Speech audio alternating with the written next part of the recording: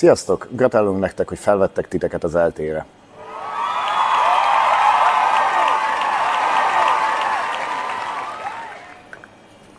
Ha pedig azon gondolkodnátok, hogy hova költözzetek, válasszátok az ELTE KCSK kollégiumát, az ELTE legnagyobb, legbulisabb, legszórakoztatóbb kollégiumát. Itt tudtok majd bejönni a kollégiumba. Mert a beiratkozáshoz meg majd erre kell gyertek.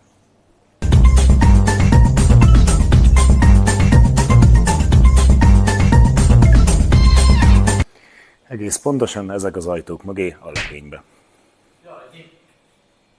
Na jó, ígyunk egy sört Artúrnál a büfében. Cső! Egy sört? Cső, répa, játszunk egyet? Nem úgy megy az. Nekem most munka van. Gyertek tovább velem. Ez a tér.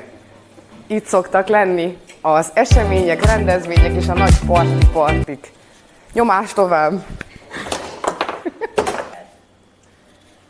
Könyvtár. Ez itt az A-porta, arra pedig a gazdasági.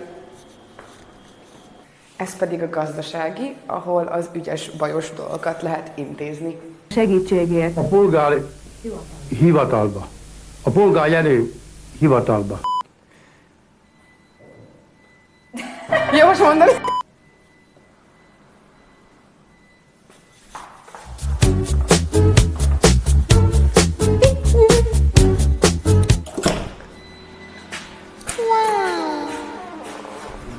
Szia!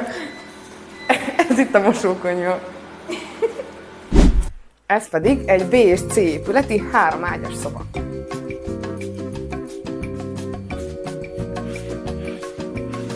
Saját WC-vel és fürdővel.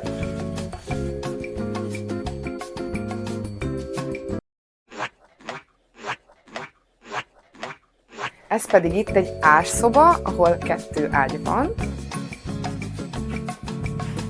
És 2 szobánként közös fürdő.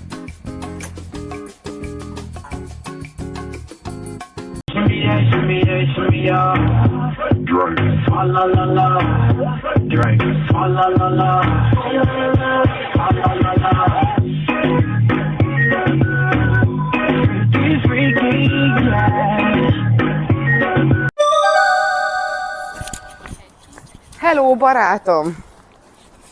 Csá! Csá, répa! Hát te itt ilyen szabadidős tevékenységeket folytatsz? Hát igazából most csak görgettem a TikTokot, de gyertek velem, megmutatom, hogy még mi más lehet itt csinálni. És mutatom, milyen sportolási lehetőségeink vannak. Konditerem! Kis torna. Foci! Gyerünk papa, tárazra, ez az! Kosárlabda! Bográcsozás, sütögetés barátokkal. És hogyha valami másra is vágynátok a sportoláson kívül, akkor itt van a remek zeneszobánk.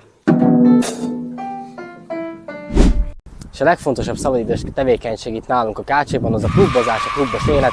Kollégiumunkban 6 klub van jelen, akik szervesen hozzájárulnak különböző programokhoz, eseményekhez. Gyertek, mutatom a helységeiket. Bolyai klub. Klub 89. Hippogriff klub. My klub. Dog Team klub. Anonym klub.